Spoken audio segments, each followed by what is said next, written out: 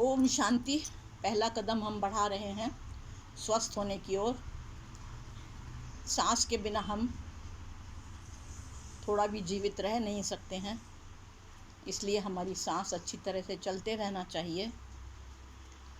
तो सबसे पहले हम इसी के ऊपर विचार करेंगे कि हमारी सांस अच्छे से चले। अगर हमें थोड़ी भी सांस लेने में तकलीफ़ हो रही है, अगर हमारी नाक से पानी बहना शुरू हो रहा है, हमारे गले में खराश लग रही है, कानों में खराश है, नाक में खराश है, तो इसका मतलब है कि हमें सर्दी की शुरुआत हो रही है। मौसम बदलने के साथ में, गलत मौसम आने के साथ में, या धूल धुआं कचरा कोई भी हमारे सांस के साथ में अंदर जाने के साथ में हमें यह प्रॉब्लम शुरू हो जाता है। इसे हम साधारण भाषा में सर्दी कहते हैं। तो शरीर तुरंत हमारे फेफड़ों में पानी पैदा करता है और उस पानी के साथ में उस कचरे को बहाकर बाहर फेंकने का प्रयास करता है, और वह पानी नाक से बहने लगता है। लेकिन फेफड़ों में पानी भरने से, नाक में पानी श्वसन संस्थान में भर जाने से, साइनस में पानी भर जाने से हमें घबराहट होने लगती है, क्योंकि हम सांस अच्छे से नहीं ले पाते हैं। शरीर में ऑक्सीजन की कमी होने लगती है। ऑक्सीजन हमारा खून साफ करती है। ऑक्सीजन हमें शक्ति और गर्मी दोनों चीज़ प्रदान करती है, और उसकी कमी से हमें कमज़ोरी, थकावट महसूस होने लगती है। सर दर्द, हाथ दर्द, पैर दर्द, बदन दर्द आदि शुरू हो जाता है। साथ में थोड़ा बुखार भी महसूस होने लगता है और हम बहुत परेशान हो जाते हैं। लेकिन यह शरीर को अपने आप को साफ़ करने का तरीका है। अगर पानी से साफ़ नहीं कर पाया तो कफ पैदा होने लगता है, जो कि कचरे को अपने साथ लपेट के नाक से या मुंह से बाहर फेंक जाने लगता है। उसके कारण हमें छींक आती है, खांसी आती है, और इसे हम शरीर में ठंड महसूस होने लगती है, तो इसे हम सर्दी का नाम देते हैं। यह बहुत ही सरल बीमारी है। यह असल में बीमारी नहीं है, यह असल में सर्दी हमारी मित्र है, जो कि हमारे शरीर को अंदर से साफ़ करने के लिए हमारे पास आती है। हम बीमार तो तब पड़ते हैं जब हम इसको दबाने का प्रयास करते हैं, दवाइयाँ खा खा के। अगर हम इसे मित्रवत व्यवहार करें, इसे दूर कर लें, सिर्फ दिन में 4 बार दूध और चाय के समान गर्म पानी पिएं, सवेरे, दोपहर, शाम को, रात को। थोड़े अपने पैरों को गर्म पानी में सेकें, मोजे पहनें, स्वेटर पहनें, तो ये अपने आप प्राकृतिक रूप से चुपचाप चली जाएगी 3-4 दिनों के अंदर। प्राकृतिक भोजन करिए। बस एक ही शर्त है कि आपको रोज़ लैट्रिन बाथरूम साफ़ होना चाहिए। अगर हमें वात का प्रॉब्लम है, यानी गैस बनने का प्रॉब्लम है, अगर हमें पेट में ज़्यादा एसिडिटी है, तो हमारा प्रतिरोधक शक्ति कम रहेगी और उस समय सर्दी जल्दी से नहीं जाएगी। लेकिन फिर भी इसे मित्रवत समझिए, और यह हमें निरोगी करके चली जाएगी। उसके बाद में हम ज़्यादा स्वस्थ महसूस करेंगे। अगर यह पुरानी होते चले जाती है और शरीर उसको अपने आप ठीक नहीं कर पाता है, तब वो बीमारी बढ़ते जाती है। फिर हमें ब्रोंकाइटिस, साइनोसाइटिस, निमोनिया, अस्थमा, और अगर हम फिर भी इसे दबाते चले गए दवाइयाँ खा के, तो ये हमारे फेफड़ों के कैंसर के रूप में भी प्रकट हो सकती है। यह सिर्फ साधारण सर्दी है जो कि बढ़ते चले जा रही है। इसका इलाज बहुत ही सरल है। हम लोग करना चाहेंगे, आप लोग सीखना चाहेंगे, तो उसके लिए क्या करना है आपको, मैंने बताया। रोज़ सवेरे उठ के अंतः स्नान, यह अंतः स्नान ये करना अति आवश्यक है। उसके बाद में हम 2 बाल्टी पानी से अपने आप को नहलाते हैं। ये हम नहाने के पहले ये ट्रीटमेंट करेंगे ताकि हम गीले हो जाएंगे, कपड़े उतार के ट्रीटमेंट करेंगे और काम होने के बाद में हम नहा लेंगे। तो हम सबसे पहले क्या करेंगे, 1 बाल्टी गर्म पानी लेंगे, उतना गर्म जितना हम सहन कर सकते हैं। दूसरी बाल्टी में हम ठंडा पानी लेंगे, उतना नल का ठंडा पानी। अब हम क्या करेंगे, बाथरूम में हम बैठ गए आराम से और हमने गर्म पानी का कपड़ा बाल्टी में डुबा के इस तरह से अपने आप के ऊपर ढाँक लिया। ये हमारी पीठ ढकी हुई है, छाती हमें नहीं ढाँकना है। और उसके साथ में इस तरह से एक रुमाल गीला करके अपने गले पर भी लपेट लिया, ताकि हमारी खराश और गर्मे गले का प्रॉब्लम भी दूर होता चला जाए। और इस तरह से बैठ करके हम 100 तक गिनती गिनेंगे, 1 2 3 4 5 6 7, 100 तक गिनती हमारी गिनेंगे। और उसके साथ में हम अपने हाथ को इस तरह से एक्सरसाइज देंगे, 1 2 3 4 5 6 7 8 9 10। और इसके साथ में हम तीसरा कार्य करेंगे, कपालभाति।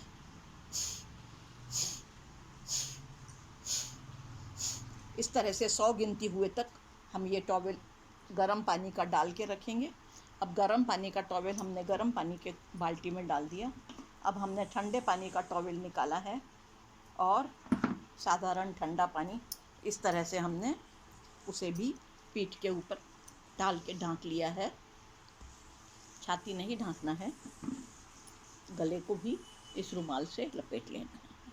और हम फिर से वही क्रिया दोहराएंगे, लेकिन अब की बार हम सिर्फ 30-35 तक गिनती गिनेंगे, क्योंकि गर्म पानी से हम प्रारंभ करेंगे और ठंडे पानी से हम सेकना ख़त्म करेंगे।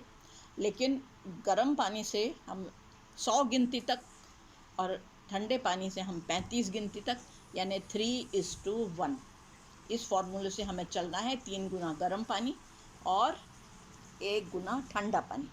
इस तरह से हम कंटिन्यूसली गर्म और ठंडे का सेक लेते जाएंगे।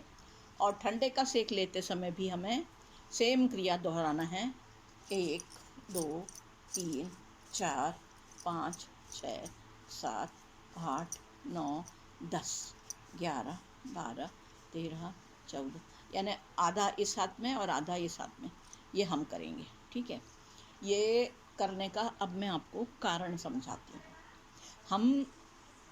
मैंने जो अनुभव किया है वो ये कि हम अगर बहुत ज़्यादा समय खर्च करते हैं तो मरीज परेशान हो जाता है। कम से कम समय में ज़्यादा से ज़्यादा हमें ट्रीटमेंट देना है, ज़्यादा से ज़्यादा चिकित्सा देना है और उसका ज़्यादा से ज़्यादा समय का उपयोग करना है। इसलिए हम इस समय सेकने का काम जो कर रहे हैं वह हमारे शरीर में रक्त संचार बढ़ा रहा है और घटा रहा है, हमारे फेफड़ों के अंदर पीठ हमारी सेक करके। और जब गर्म पानी आता है तो वो कफ को पिघला देता है और रक्त संचार बढ़ जाता है। जब हम ठंडा पानी का सेक लेते हैं तो रक्त संचार को हम कम ज़्यादा कर रहे हैं और कफ को पिघला करके रक्त उसको बाहर फेंकने का प्रयास कर रहा है, जो कि नाक से और मुंह से फेंकते चला जाएगा। तो ये हुआ रक्त संचार का काम, गर्म और ठंडा सेक।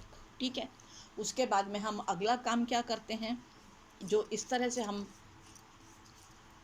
एक्सरसाइज कर रहे हैं तो हमारे हाथ में ये है हमारा दिमाग, सर, यहाँ पे है हमारी थायराइड ग्लैंड और ये जो भाग है ये पूरा भाग है हमारे लंग्स। तो हम एक्यूप्रेशर देने का तरीका असल में है 1 2 3 4 5, 1 2 3 4 5, 1 2 3 4 5। लेकिन इसके बदले अगर हम इस तरह से पूरा ट्रीटमेंट देते हैं 1 2, तो क्या हो रहा है, हम सर को भी, थायराइड ग्लैंड को भी और लंग्स की भी हम मसाज करते चले जा रहे हैं। इसका हमें भरपूर फ़ायदा मिलेगा। एक साथ सबका, दोनों हाथों को हम इसी तरह से प्रेशर देंगे और साथ में हमारा रक्त संचार का कम और ज़्यादा करने का प्रोग्राम करेंगे। अब हम साथ में करेंगे कपालभाति। कपालभाति से क्या हो रहा है कि हम लंग्स के अंदर, ये बड़े बड़े लंग्स हैं हमारे, हम जरा सी हवा लेते हैं और छोड़ते हैं, लेते हैं और छोड़ते हैं। लेकिन इस समय हम क्या कर रहे हैं, हम जो फेंकने का कार्य कर रहे हैं, तो हमारे लंग्स के अंदर जो गंदी वायु जमा है चारों तरफ, हम उसको सतत फेंकते चले जा रहे हैं और इस तरह से हम लंग्स को गंदी वायु से मुक्त कर रहे हैं, जिससे कि उसमें शुद्ध अच्छी वाली वायु भर सके और जो कि हमारे स्वास्थ्य को बढ़ाए। इस तरह से हम सारे फ़ायदे उसी समय में ले रहे हैं और ये क्रिया इसको हम दोहराने का कार्य करते चले जाएंगे। इतने एक जो सेट हुआ, इस एक सेट को करने में 2 से 2.5 मिनट लगते हैं और यही गर्म पानी से सेकना 100 बार, ठंडे पानी से सेकना 50 बार। ये एक सेट हम इस तरह से कम 6 सेट करेंगे और 6 सेट में हमें, जो मैंने बताया, पहली बार इस तरह से करना है कपालभाति के साथ, दूसरी बार हमें करना है दीर्घ श्वसन के साथ। दीर्घ श्वसन के साथ में हम करेंगे, ये जो हमारा हाथ है इसमें यहाँ पे हमारी ग्रंथियाँ हैं जो कि हमारे पेट के लिए हैं, मल मूत्र विसर्जन के लिए, नींद के लिए, लिवर अच्छे से रहे उसके लिए, और हमारे मासिक धर्म से संबंधित यानी कि हमारे जेनाइटल ऑर्गन्स अच्छी तरह से काम करें उसके लिए। अब उनके हमें सब पॉइंट्स तो नहीं मालूम है, लेकिन हम क्या करेंगे, उनको 1 2 3 4 5 6 7 इस तरह हम गिनती के साथ में उनको मसाज देते चले जाएंगे, तो हमारे इन पूरे अंगों को अपने आप मसाज मिलेगा, एक्यूप्रेशर का फ़ायदा मिलेगा, रक्त संचार का फ़ायदा मिलेगा और साथ में वायु का फ़ायदा मिलेगा, जो कि हमारे रेस्पिरेटरी सिस्टम को अच्छी तरह से साफ़ करेगा, श्वसन संस्थान को साफ़ करेगा। हम अच्छे से सांस ले पाएंगे, शुद्ध ऑक्सीजन लंग्स के खाली होने के बाद वहाँ पे जमा होगी और हमें गर्मी और शक्ति दोनों प्रदान करेगी, साथ में हमें सांस लेने की तकलीफ़ से मुक्ति दिलाएगी और इस तरह से हमको स्वास्थ्य लाभ आप स्वयं ही महसूस करेंगे। 2-4 दिन में ही आपको स्वास्थ्य लाभ महसूस होते चला जाएगा। एक ही बात है कि जितनी पुरानी बीमारी है उतना ज़्यादा दिनों तक आपको ट्रीटमेंट लेना पड़ेगा और जितनी कम बीमारी है उतने जल्दी आप अच्छे हो जाएंगे। तो इस तरह से हमें जल्दी से जल्दी अच्छे होने में पूरी मदद मिलेगी और यह आप करते जाइए और आप स्वयं महसूस करेंगे कि आप बहुत ही जल्दी स्वस्थ होते चले जा रहे हैं। आपको अगर पसंद आए ट्रीटमेंट और अगर आपको उससे फ़ायदा महसूस हो तो अपने मित्रगणों में, रिश्तेदारों में भी बताइए, उन्हें भी लाभ पहुंचाइए और जल्दी से जल्दी स्वस्थ होइए। और ईश्वर से प्रार्थना करूंगी कि आप जल्दी से जल्दी स्वस्थ हों।